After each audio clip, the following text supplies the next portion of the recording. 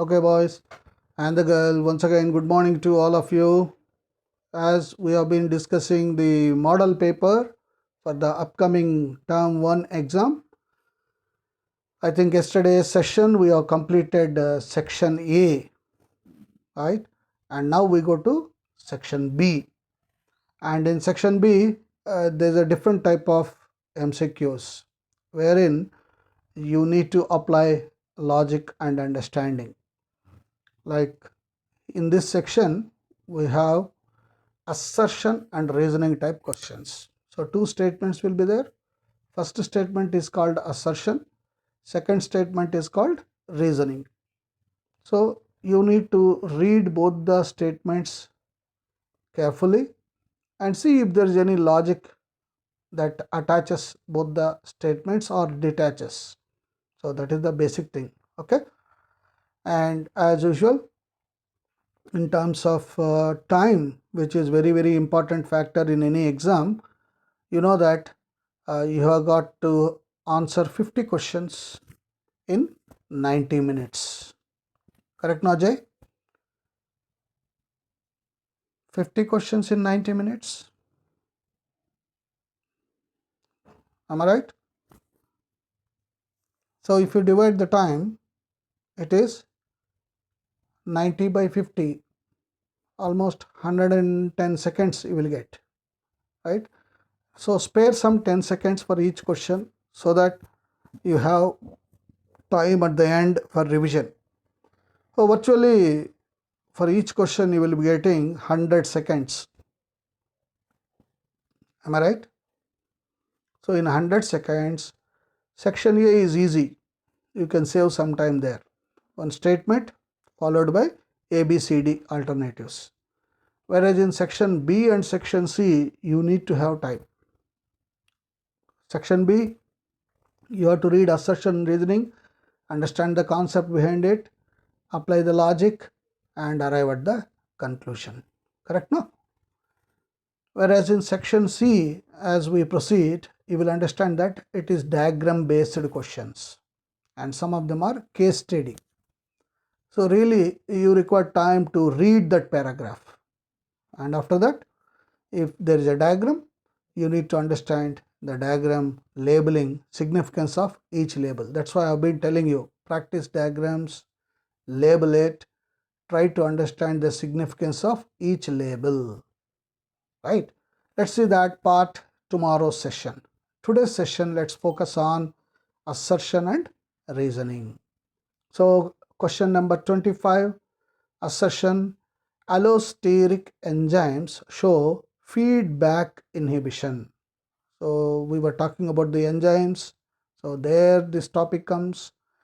And reason is the inhibitor is competitive. Now what are the answers? Both assertion and reason are true and R is the correct explanation of A. Second, B. Both A and R are true, but R is not the correct explanation of A. C. A is true, but R is false. D. A is false, but R is true. Now, what would be the answer for this? Look at the statement. Statement A. Allosteric enzymes show feedback inhibition. That is correct. A is true, but the inhibitor is competitive. No, it is not competitive, no. So R is false. So the answer has to be, for question number 25, C. A is true, but R is false. What is the explanation that we get? Feedback inhibition is a type of reversible inhibition found in allosteric enzymes. The inhibitor is non-competitive, not competitive, non-competitive, and usually having low molecular intermediate product. So the metabolic pathway is having a chain of reactions involving number of enzymes. That is the thing. That's why the answer is C. Now we move on to question number 26. Assertion: cell like aggregates of complex organic compounds are called conservatives. Okay. Reason: conservatives had power to grow and divide. Okay. What is the answer? A. Both A and R are true and R is the correct explanation of A. Both A and R are true but R is not the correct explanation of A. I think that should be the answer for question number 26. A is correct, R is correct, but there is no relation between the two.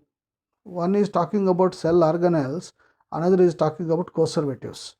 You know, conservatives are the first cell-like structures that are probably thought that they have given rise for evolution, right? So there is no link, but both the statements are correct. That's why answer should be B. This comes from this Oparin.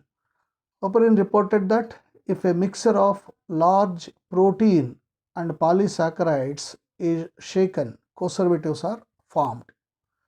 The core of these conservatives was mainly formed of protein, polysaccharides and some water, and was partially isolated from the surrounding aqueous solution, having lower amount of proteins and polysaccharides. But these conservatives do not have outer membranous lipids. So answer should be B. Okay. And question number 27. Question 27. All eukaryotic cells are not identical. You know, eukaryotes, cells that are having prominent nucleus. That is correct. Reason, both plant cells and animal cells have plasma membrane and membrane bound cell organelles. This is also correct now. So answer should be, again for question number 27, answer should be B. Both A and R are true, but R is not the correct explanation of A. The reason is all eukaryotic cells are not identical. Plant and animal cells are different as the former possess cell walls, plastids and large central vacuoles which are absent in animal cells. You know, when we were talking in the first chapter, the difference between animal cell and plant cell. In fact, I asked you to draw a diagram also. Some of you have drawn the diagrams also. So, on the other hand, animal cells have centrioles which are absent in almost all plant cells. So, both the statements are true, but R is not the correct explanation of A. So, answer should be for question number 27, B.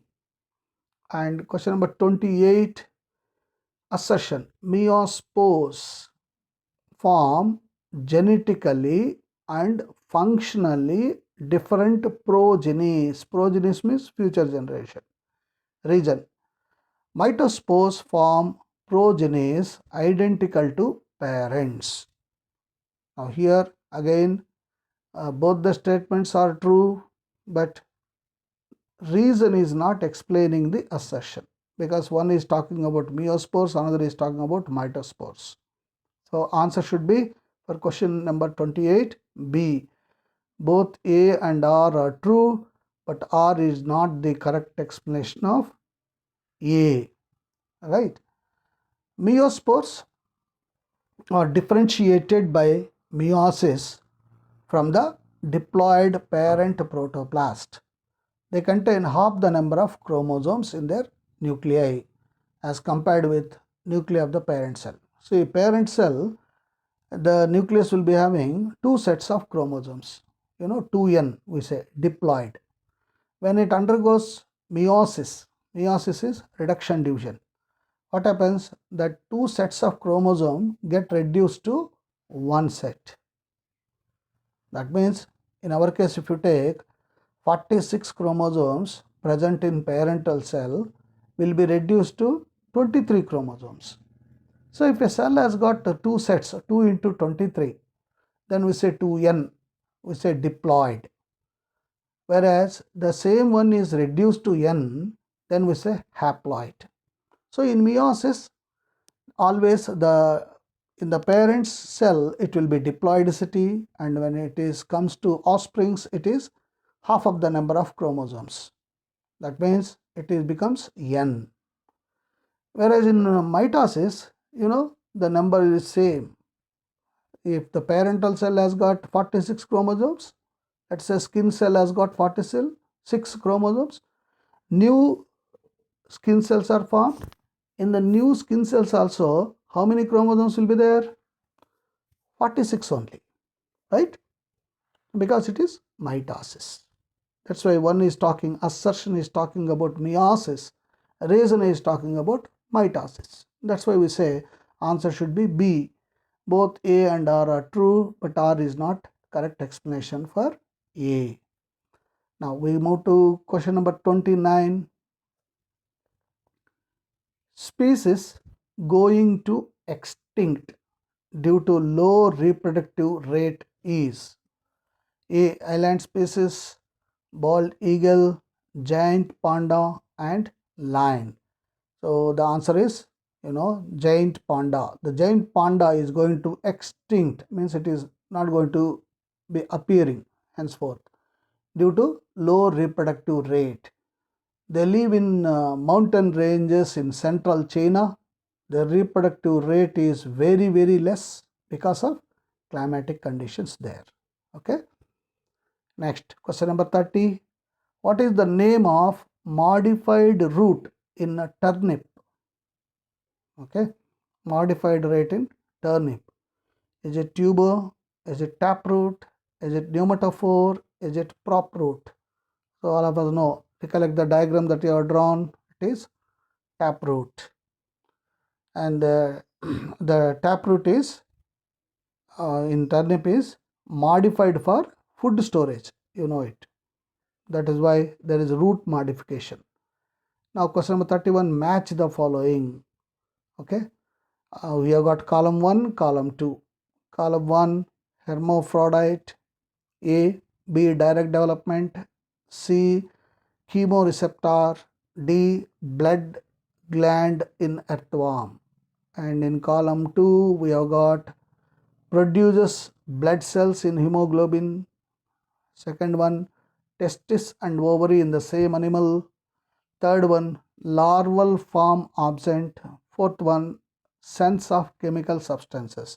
Now here what you have to do is, the one that you are familiar, pick up that first. I am sure all of you know hermaphrodites, an animal that is having both testis and ovaries. So link that. And the second one is, larval stage is absent in the direct development. There is no need for larva, isn't it? Since it is embryo is going to develop directly. Second. Third, as the name indicates, chemo means chemical. So chemoreceptor has a sense of chemical substance. And the last one, blood gland in earthworm produces blood cells and hemoglobin. Let us say you don't know this, but since you matched the top 3, obviously left out one is this. So you can make it. So the answer is C. In the choices that are being given here, answer is C. That is A2, B3, C4, D1. Okay. Next, question number 32. The most abundant protein present in the whole of the biosphere is.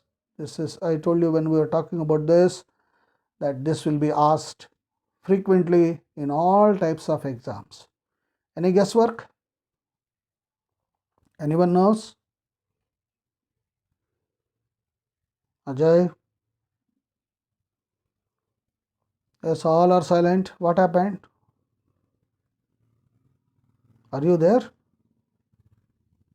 Pawan? Ramling?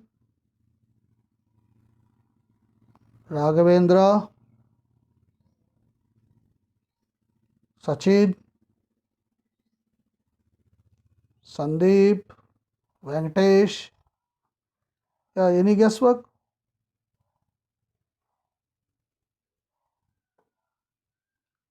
So the answer is D, ribisco. What is that ribisco? Ribulose, biphosphate, carboxylase, oxygenase. And this is most abundant protein in the whole of the biosphere. And where do you get this? We said when we are talking of respiration, right? Right. Next, question number 33. Botanical garden provide. So example for botanical. Ex situ conservation of the germplasm, natural habitat for wildlife. Botanical garden can't be natural habitat for wildlife, no? You are seeing Brundavan Gardens, botanical garden in Mysore. Reservoir for tropical plants, no. Beautiful area for recreation. So that should be ex situ conservation of germplasm. Ex situ conservation, what is that? It is the conservation of germplasm in their natural habitat, since the botanical garden is a natural habitat. Whereas this in situ conservation is the conservation in laboratories. So in artificial conditions, we do that. So in the botanical garden, conservation is an ex situ, right? And then question number 34. I think again I told you when I was dealing with the chapter that this is very important. Tubulin occurs. So forget about that, all of this. Golgi bodies, cilia and flagella, plasma membrane, then comes all of this. So the 34 should be, all of you know, you are familiar with the structure, anatomy of that, cilia and flagella. We were talking of 9 plus 0 and 9 plus 2 arrangement, remember? So here the answer should be C, cilia and flagella. So tubulin is a kind of protein that is present in the cilia and flagella of cells having it. It provides flexibility to the cilia and flagella so that they can move. Question 35. Which of the following is also known as the amphibian of the plant kingdom? This is also very famous question, repeatedly asked, and you must remember that it should be bryophytes. Okay, bryophytes are called amphibians of the plant kingdom. Why? Because these plants can live on land as well as underwater. That is the reason. Somebody is waiting. Prajwal Kadkol, why? What happened to Prajwal? Yeah.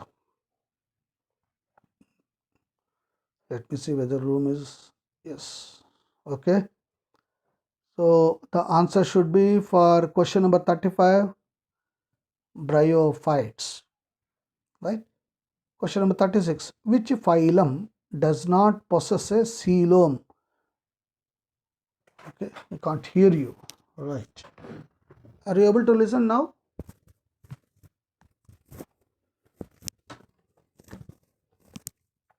Are you able to listen now?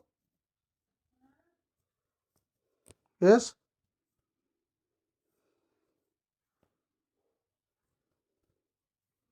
Prajwal?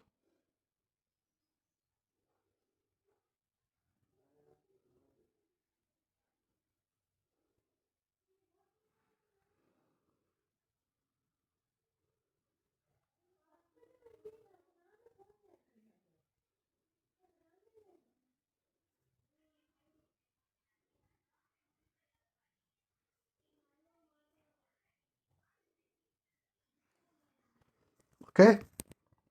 Are you able to listen? Am I audible to you?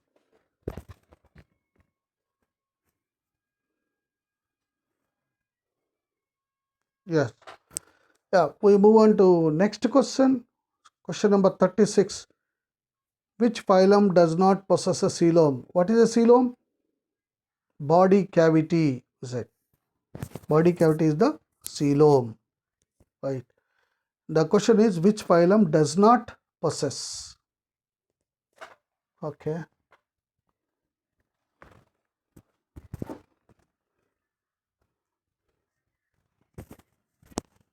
Hello?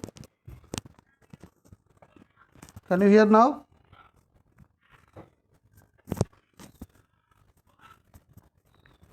Hello?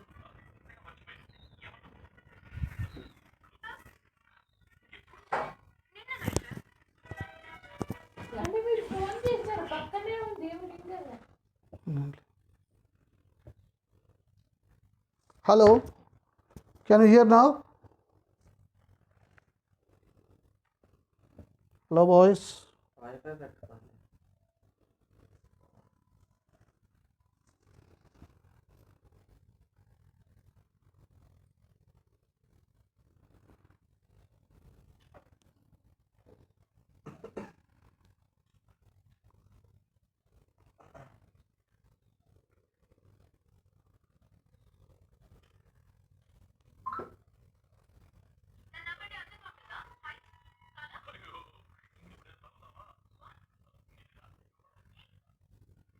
Hello.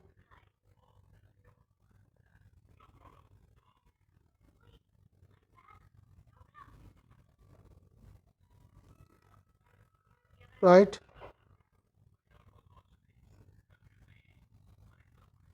So we are going to question number 36.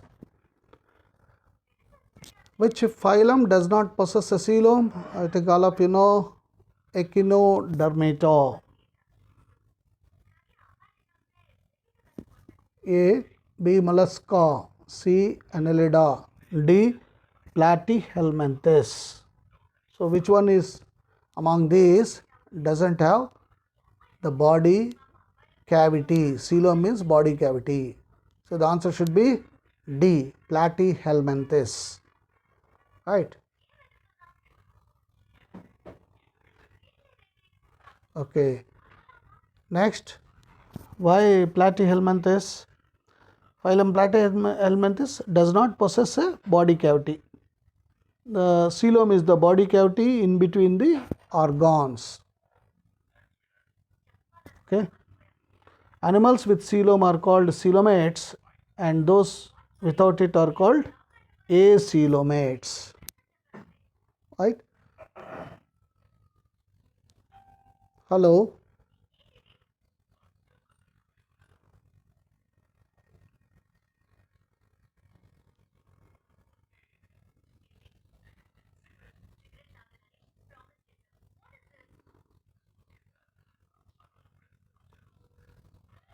Okay.